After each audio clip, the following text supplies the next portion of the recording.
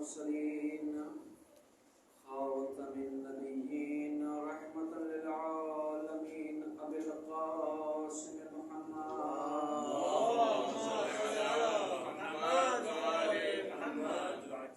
وعلى آله الطيبين الطاهرين المعصومين المظلومين ولعنة الله على أعدائهم أجمعين من يومنا هذا إلى قيام يوم الدين. ناود علي مظهر العجائب تجد أنا لك في النوائب كل هم وغم سينجلي بعظمتك يا الله بنبوتك يا محمد بولايتك يا علي يا علي يا علي. اللهم صل على محمد وآل محمد. أما بعد السلام عليك يا أبا عبد الله وعلى الأرواح التي حلت بفنائك عليك مني جميعا سلام الله أبدا ما بقيت وبقي الليل والنهار ولا جعل الله الآخر أحد مني لزيارتكم. السلام على الحسين وعلى علي بن الحسين وعلى أولاد الحسين وعلى أصحاب الحسين. اللهم صل على محمد وآل محمد. شروع خالق کائنات کے اس بابرکت و باعزت نام سے جو بڑا مہربان نہایت رحم کرنے والا ہے. تمام تر تعریفیں اس مالک حقیقی کے لیے کہ جس کا ایک قبضہ قدرت میں ہم سب کی جان ہے. درود و سلام محمد و آل محمد. اللهم صل على محمد وآل محمد. خوش نصیب ہے وہ لوگ کہ جو اپنے سال ہجری کا آغاز حسین کے دربار سے کرتے ہیں. کہنے والے نے کیا خوب کہا کہ گھڑی گھڑی یہ کہو ہر گھڑی حسین کی. کیا بات ہے. بس ایک سانس نہیں زندگی حسین کی. پیشاب کے فرش ازا یہ بتا دیا ہم نے ہمیں ہے فخر یہ ہماری صدی حسین. کیا بات ہے. یہ فرش ازا کہ جس پر ہم بیٹھے ہیں یہ کوئی عام فرش ازا نہیں ہے بلکہ یہ وہ فرش ازا ہے جہاں روح کو غذا ملتی ہے.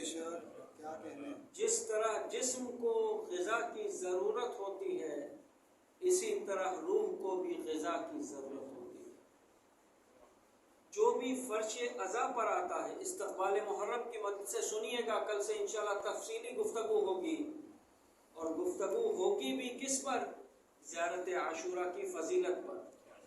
آج چونکہ استقبال کی مجلس ہے چاند نظر نہیں آیا مگر یہ ہماری خوش نصیبی ہے کہ ہم نے اس فرش ازا کو منعقد کیا.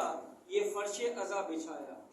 تو اس فرش ازا کی فضیلت کیا ہے کہ جب کوئی اس فرش ازا پر آتا ہے تو خود کو کوئی عام انسان نہ سمجھے. بقول آیت اللہ بہجت کے انہوں نے کہا کہ جب مجلس ازا میں جایا کرو اور کوئی تم سے یہ پوچھے کہاں جا رہے ہو تو یہ مت کہنا میں مجلس میں جا رہا ہوں بلکہ یہ کہنا میں جنت میں جا رہا ہوں.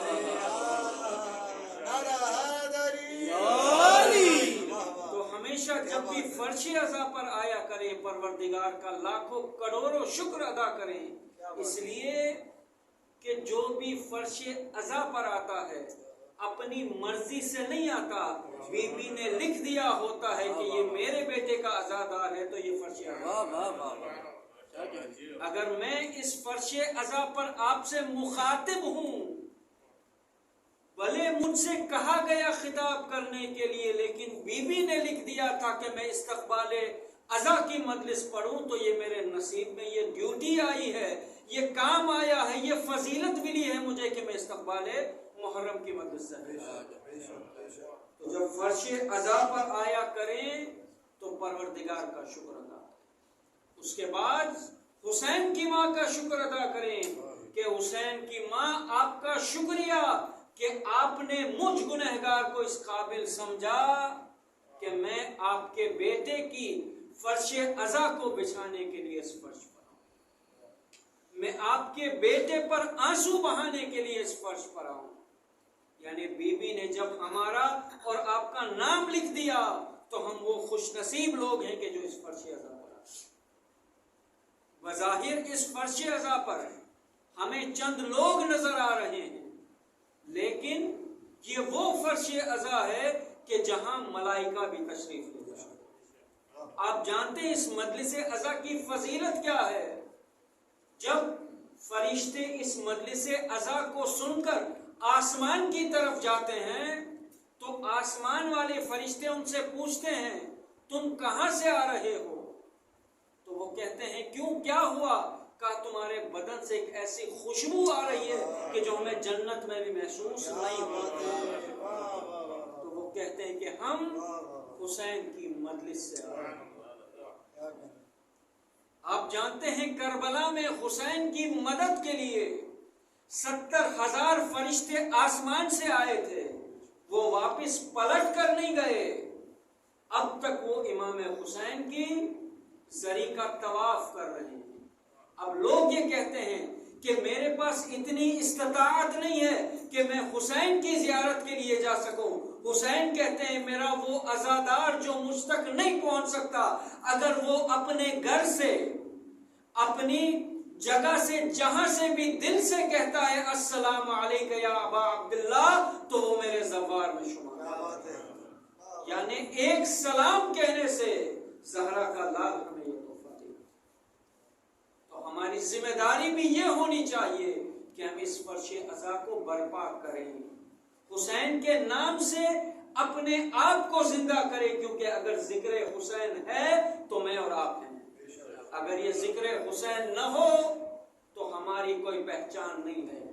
ذکر حسین نے ہمیں نئی پہچان دی ہے. جو ہمیں کالے لباس میں دیکھتا ہے وہ کہتا ہے یہ حسین کا ماتم.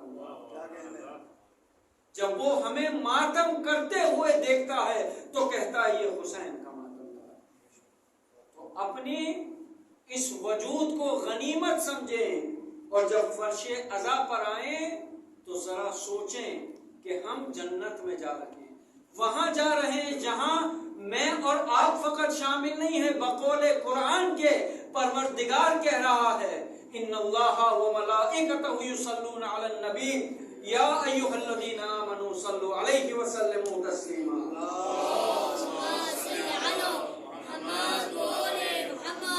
میں اور میرے ملائکہ بھی ان پر درود بھیجتے ہیں، تو اے ایمان والو تم بھی ان پر درود بھیجو. اب اس فرش عزا پر درود و سلام بھیجا جاتا ہے. یعنی اس ذکر میں نہ فقط ہم شامل ہیں بلکہ سارے معصوم شامل ہیں، سارے نبی شامل ہیں، اور وہ خدا جو وحدہ لا شریک ہے وہ بھی اس فرش عزا میں شامل ہے. تو اس فرش عزا کی عظمت کو دیکھیے. لوگوں نے بڑا چاہا کہ یہ عزا مٹ جائے. اٹھا کر دیکھ لیجئے تاریخ کو، جتنی بار کربلا کو مٹانے کی کوشش کی گئی کربلا اتنا ابھر کر.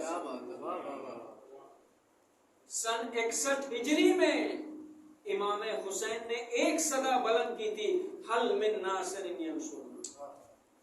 اس حل من ناصر ینصرنا کی صدا پر لاکھوں لوگ ہیں کربلا میں. 40 کا جلوس دیکھ لیجئے، 40 کی وہ مشی دیکھ لیجئے. لوگ دیکھتے ہیں حیران ہو جاتے ہیں کربلا کہ جو اتنا چھوٹا ملک ہے 30 سے 40 لاکھ لوگ کیسے سما جاتے ہیں. تو لوگوں سے آپ خوشی سے کہیے یہ حسین کا معجزہ ہے.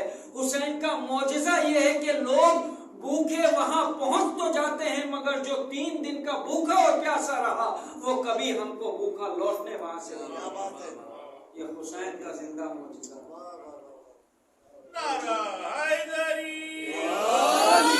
اور جو لوگ مجلس عزا کا انعقاد کرتے ہیں، آپ جانتے ہیں حسین کبھی ان کو خالی ہاتھ نہیں ہوتا. کسی طریقے سے انسان اگر فرش عزا پر آتا ہے، انسان اگر یہ فرش کو بچھاتا ہے، کوئی اگر لائٹ کا کام کرتا ہے، جو بھی کام کرتا ہے، امام اس کا اجر ضرور دیتے۔ ایک واقعے کا سہارا لے کر ایک شخص جو ایران میں تھا، اس کا کام تھا عزاداروں کو چائے پلانے کا،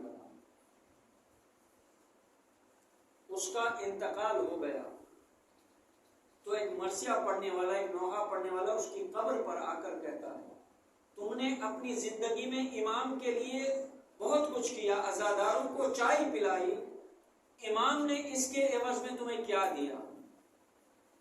رات کو وہ سو گیا، خواب میں اسی کو دیکھتا ہے باغات میں بیٹھا ہے۔ کہا کیا ہوا؟ ماجرا کیا ہوا؟ کہا جیسے ہی میرا انتقال ہوا مجھے قبر میں اتارا گیا تو میری قبر میں سید الشہداء خود تشریف لائے اور انہوں نے مجھ سے کہا کہ تم نے اب تک میرے عزاداروں کو 12,425 کپ چائے کے پلائی، اس کے عوض میں تمہیں یہ دے رہا ہوں۔ بات برزخ کی ہو رہی ہے، کہا میں تمہیں یہ تحفہ دے رہا ہوں، یعنی برزخ میں وہ باغات دے رہا ہوں، روز محشر کی بات بعد میں ہوگی، یہ باغات تمہیں دے رہا ہوں۔ وہ کہتا ہے کہ میں رونے لگا۔ مولا نے کہا کیا کچھ کم ہے؟ کہا مولا اگر مجھے پتا ہوتا کہ آپ ایک ایک دقیق کی خبر رکھتے ہیں، واللہ میں ہر عزادار کو، ہر پرسہ دار کو اپنے ہاتھ سے چاہیے۔ حسین کی دین ہے۔ لوگ کیا سمجھتے ہیں؟ کسی کہنے والے نے کیا خوبصورت جملہ کہا، مجھے یاد آ گیا، کہا جو لوگ کربلا جاتے ہیں وہ کفن لے کر آتے ہیں، کفن کس لیے ہوتا ہے؟ کفن مردے کو پہنانے کے لیے ہوتا ہے۔ یہ حسین کا معجزہ ہے جو کفن دے کر زندگی دیتا ہے۔ کہا کہ حسین کا معجزہ یہ ہے کہ جو بے کفن تھا وہ کفن بانٹ رہا ہے۔ شام میں اگر چلے جاؤ تو ہماری بہنیں ردائیں لے کر آتی ہیں، یعنی جو بے ردا تھی وہ ردائیں بانٹ رہی ہیں۔ جس امام کو پوری دنیا غریب الغربا کہتے ہیں، اس کے دسترخوان پر لوگوں کا پیٹ ذکر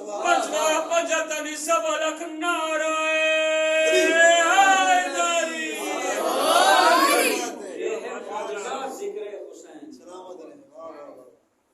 اب ذرا سوچئے، مختصر سے وقت میں مجھے سمندر کو کوزے میں بھرنا ہے، لیکن جتنا تذکرہ ہم کرتے ہیں یقین جانیے یہ تذکرہ اس کے بارگاہ میں قبول ہوتا ہے، اس لیے کہ ہماری نیت صاف ہے۔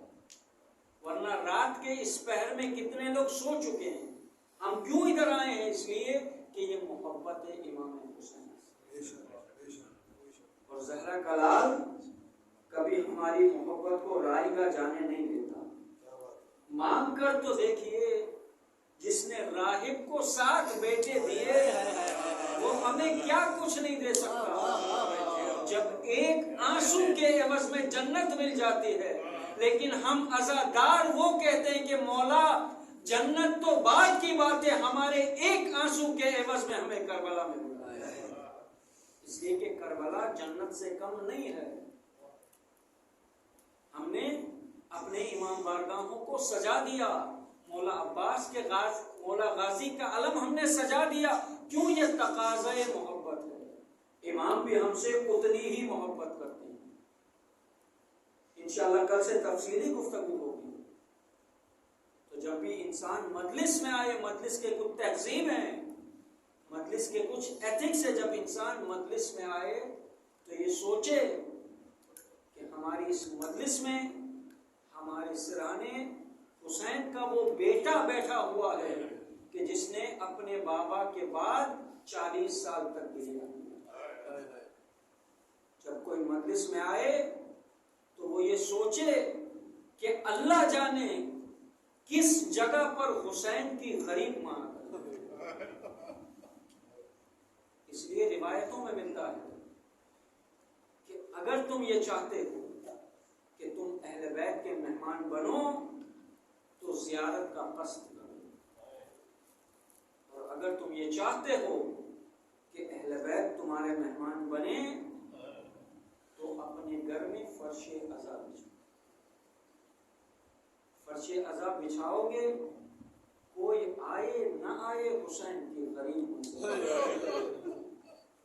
بس عزا دو۔ مجھے تمہید میں کچھ نہیں کہنا، اس لیے کہ آپ نے مرثیہ بی بی کی مظلومیت پہ سنا کہ بی بی زہرا وہ بی بی ہیں کہ جو 18 برس میں ضعیف ہے، بی بی کا ایک ہاتھ پہلو پر ہے اور اسی انداز سے بی بی ہر عزا خانے میں آتی ہے۔ میں بی بی سے ایک جملہ کہوں گا ہاتھ جوڑ کر کے، بی بی محرم کا چاند افق کے عالم پر نمودار نہیں ہوا، لیکن بی بی گواہ رہنا محرم کا بھی شروعات بھی نہیں ہوا، لیکن ہم آپ کے لال سے اتنی محبت کرتے ہیں کہ ہم نے اپنی فرش عزا بچھا دی ہے۔ اے بی بی، ہم نے آپ کے لال کی عزا کا آغاز کر دیا ہے۔ ہاں عزادارو، ایک واقعہ پڑھوں گا۔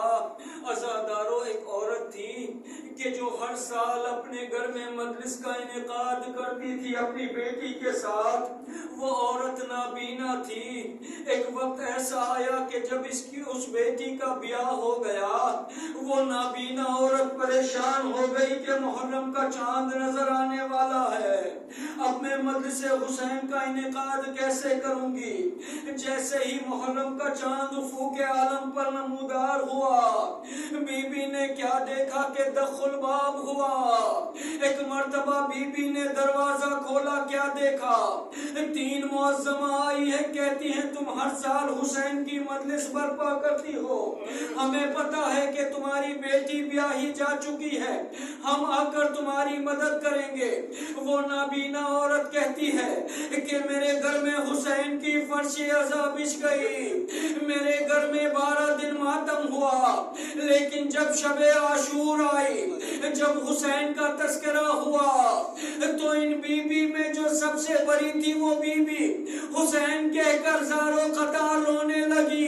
ایک مرتبہ جب 12ویں محرم آئی اور ان بیویوں نے رخصت لینا چاہی، میں نے کچھ زیور نکالے، اس بی بی کے سپرد کیے کہ بی بی آپ نے میرے گھر میں آ کر میرے مولا کی عزا برپا کی، میں یہ ہدیہ آپ کو دینا چاہتی ہوں۔ ایک مرتبہ وہ بی بی چیخے مار کر روئی، وہ معظمہ چیخے مار کر روئی، کہا اے بیٹا حسین، کیا غضب ہو گیا؟ اب تیری ماں کو تجھ پر رونے کی اجرت مل رہی ہے۔ ہاں عزادارو، وہی زہرا ہے کہ جو آنسو لینے کے لیے اس فرش عزا پر آتی ہے۔ عزادارو، تھوڑے 2 جملے اور مصائب پہ سن لیجئے۔ استقبال محرم کی مجلس ہے، جب بھی محرم کا چاند افق عالم پر نمودار ہوتا ہے، شام کی قبر سے ایک بی بی اٹھتی ہے، جنت البقیع کی ٹوٹی ہوئی قبر پر جاتی ہے، کہتی ہے اماں فاطمہ، محرم کا چاند نظر آ گیا۔ یہ دونوں بیویاں اٹھتی ہیں، ایک مرتبہ شام کے قید خانے میں آتی ہے، 4 سال کی سکینہ کو اپنے ہمراہ لیتی ہیں، ہر عزا خانے میں آتی ہیں۔ جب ہم عزادار گریا کرتے ہیں، ایک مرتبہ 4 سال کی سکینہ اپنی دادی فاطمہ سے کہتی ہے، اے دادی فاطمہ، یہ کس حسین پر گریا کر رہے ہیں؟ تب بی بی زارا کہتی ہے، بیٹا یہ تیرے بابا پر گریا کر رہے ہیں۔ تب سکینہ ہاتھوں کو جوڑ کر کہتی ہے، اے دادی فاطمہ، جب یہ میرے بابا پر گریا کرتے ہیں، کیا انہیں کوئی تماچے نہیں مارتا؟ کیا انہیں کوئی تازیانے نہیں مارتا؟ شہزادی زہرا کہتی ہے، نہیں بیٹا، نہ انہیں کوئی تازیانے مارتا ہے، نہ انہیں کوئی تماچے مارتا ہے۔ تب سکینہ اپنے ننھے ننھے ہاتھوں کو بلند کر کے کہتی ہے، پروردگار، میرے بابا پر رونے